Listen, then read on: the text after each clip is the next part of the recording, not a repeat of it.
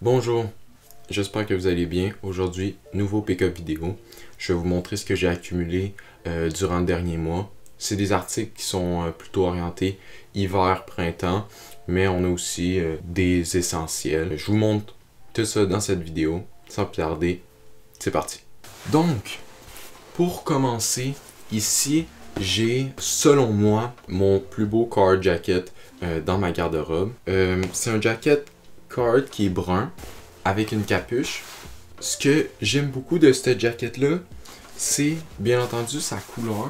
C'est un joli brun qui est assez passe-partout. Ce jacket là est un jacket passe-partout. Les jackets card, comme vous le savez, c'est des jackets qu'on peut porter dès qu'il commence un peu à faire un peu plus froid. On peut commencer à les mettre. L'hiver, ils peuvent être très bien mis par-dessus un hoodie ou n'importe quel vêtement un petit peu plus chaud. Sur ce jacket-là, ici on a une patch. J'ai jamais vu, donc je pourrais pas vraiment... J'aurais de la misère à le dater. Il a l'air assez vieux, usé. Le petit downside que je pourrais avoir de ce jacket-là, c'est les petites cordelettes que je vais probablement enlever parce qu'on voit clairement qu'ils ont été mis bien après, là. Je vais probablement juste les enlever et le porter comme ça. Assez satisfait en général de cette jacket-là. Jacket qui va durer longtemps, qui est solide, rien à redire. Pour le prochain article, ici on a un puffer jacket qui est un essentiel au Canada quand il fait très froid. Celui-ci vient de Uniqlo. Je crois que c'était l'ancienne collection, l'ancienne saison, parce que je l'ai vu il y a un an à peu près, je vous dirais. Quand je suis allé aux States, je me suis arrêté à un Uniqlo. Je l'ai vu, il me tentait beaucoup, mais je me posais des questions si j'allais vraiment le porter. Finalement, un an après, je le voulais encore, donc finalement je l'ai trouvé sur eBay à un prix raisonnable. Ça a été assez compliqué de le retrouver. Le vendeur sur eBay me disait qu'il était noir. Finalement, il sort beaucoup plus vert que noir. Mais je l'aime encore plus de cette couleur-là.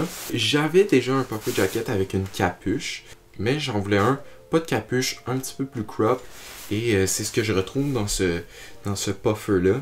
Honnêtement, rien à redire. C'est un jacket qui va aller avec probablement n'importe quoi. C'est un parfait essentiel pour l'hiver.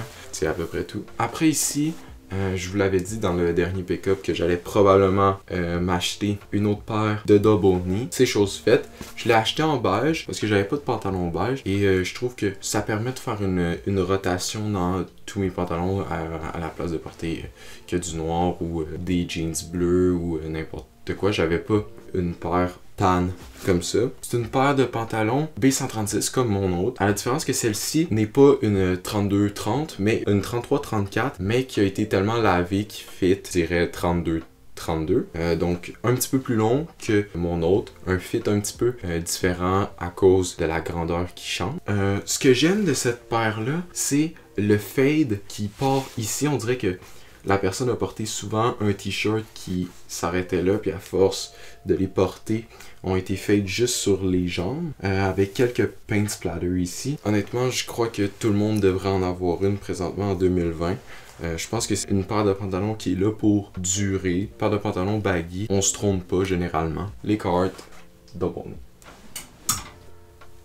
Pour continuer, un de mes meilleurs achats de 2020 avec mes hands juste ici, c'est les Collegium Pillar Destroyer Eye.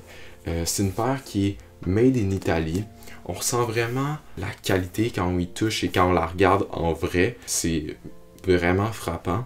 En fait, cette paire-là, c'est le croisement un peu, on pourrait dire, entre la Air Jordan 1, la Nike Blazer et la Nike Terminator. En fait, je voulais une paire de souliers un peu dans le style de la Air Jordan 1, mais un petit peu plus sobre, quelque chose que je vais pouvoir porter tous les jours, qui va le moins possible se salir. J'ai déjà les Fugazi, mais c'est une paire qui est toute blanche, donc des fois j'ai un petit peu peur de la mettre, pas la salir, donc c'est ce que je retrouve ici avec cette paire-là. Les gars chez Collegium ont fait un super travail, je suis extrêmement satisfait. C'est une paire que je vais porter énormément, mettre le plus possible de caractère dans cette paire-là. Très hâte de la porter.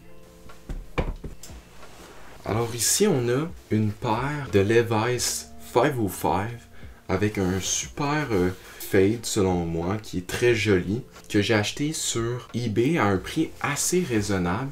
C'est une paire qui est pas très vieille, c'est une paire made in Mexico, mais je trouve qu'elle fit bien. En fait, c'était totalement ce que je recherchais. En fait, je recherchais une paire blue jeans fade. Je conseille à tout le monde en fait d'avoir une paire de jeans bleu fade dans sa garde-robe. C'est quelque chose qui est très versatile, qui peut être porté tous les jours sans problème. C'est une paire que je vais beaucoup porter parce que j'aime beaucoup son sizing.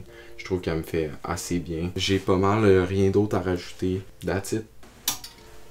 Et là, je vais vous présenter une manufacture qui fait des blanks. Pourquoi je décide de vous présenter ça? C'est parce que moi, je suis assez sélectif sur tout ce qui est blank et vêtements simples. Je veux qu'ils fit bien, qu'ils soient de bonne qualité. Donc, c'est ce que j'ai retrouvé chez Rue Porter. Ils font des blanks de qualité. C'est quand même plus cher de ce que vous allez trouver chez Gildan. Mais je trouve personnellement que la qualité est là. Donc là, on a un hoodie qui fit assez boxy. J'ai pris un large. J'aurais pu aller peut-être un petit peu plus grand, mais je suis quand même assez satisfait du sizing.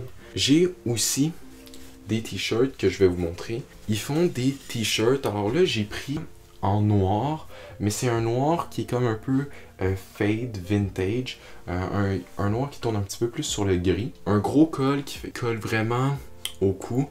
Moi, je suis habituellement un X large et quand je vais dans des t-shirts qui sont un petit peu plus grands, on se retrouve avec un col qui est immense, qui est pas très joli, pas très esthétique.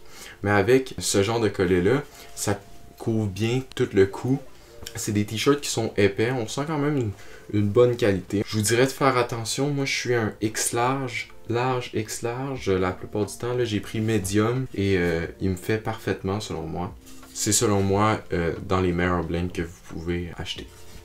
Donc, ici, j'ai une grosse paire de Paratrooper, les Austrian Kaz 03 Combat Boot, que j'ai acheté sur un site en ligne de surplus de l'armée.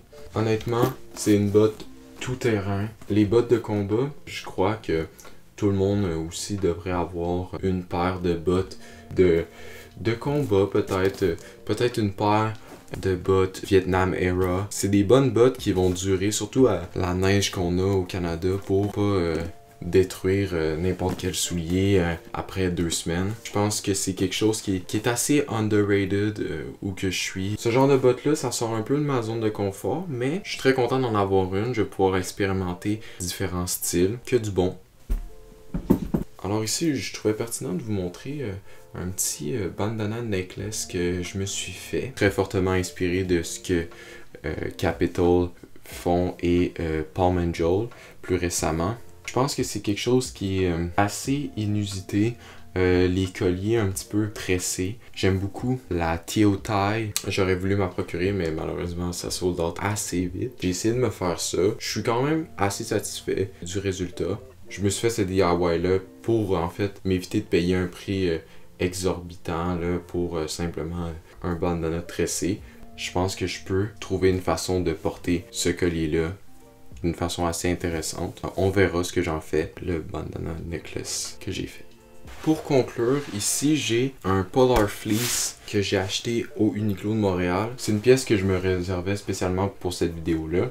Ça va plus dans le thème vraiment hiver. Je pense que les Polar Fleece sont underrated. Pièce très basique, très minimaliste, pas beaucoup de détails, qui est une alternative au classique Patagonia. Et je l'ai pris vert. Je me rappelle plus des couleurs, je pense qu'il y en avait un noir et un beige. Je l'ai pas encore porté. Probablement que je vais réussir à trouver comment le caser dans un outfit. C'est une pièce qui est assez chaude, parfait pour l'hiver. Je pense que je peux même seulement porter ça avec peut-être un petit long sleeve en dessous. Ça va me tenir très bien au chaud. Polar Fleece Uniqlo, qui est selon moi un très bon achat.